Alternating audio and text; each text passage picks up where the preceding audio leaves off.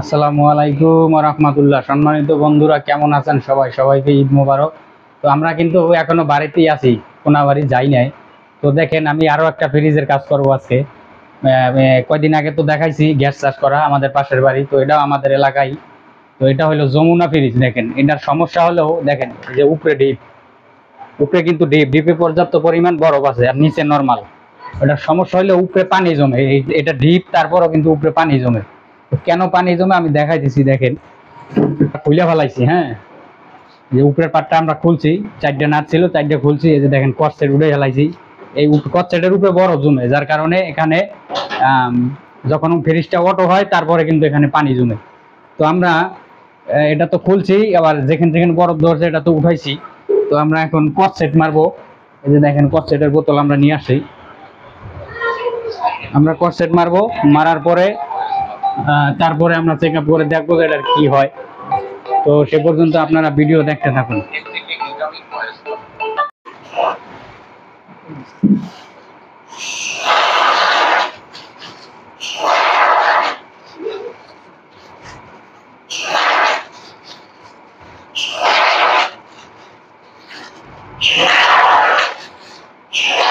তো বন্ধুরা, দেখতেই পারতেছেন কটসেট আমি লাগাইতেছি।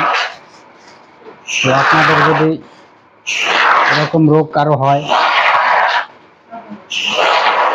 ফ্রিজের উপরে পানি জমে ডিপের উপরে, তাহলে মূলত এই সিস্টেমটাই আপনারা করবেন।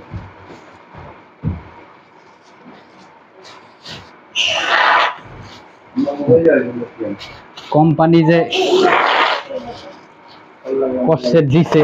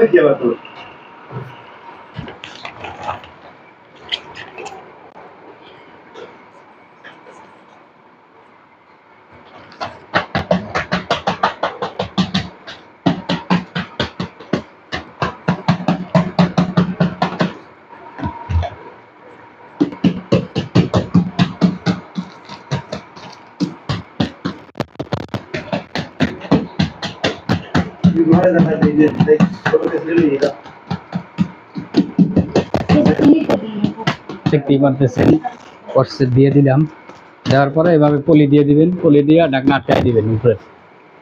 আশা করি আর পানি জমবে না।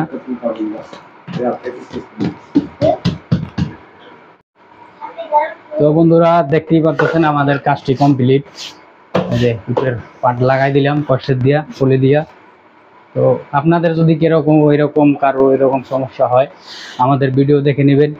তো ভালো থাকবেন সবাই। আসসালামু আলাইকুম ওয়া রাহমাতুল্লাহ।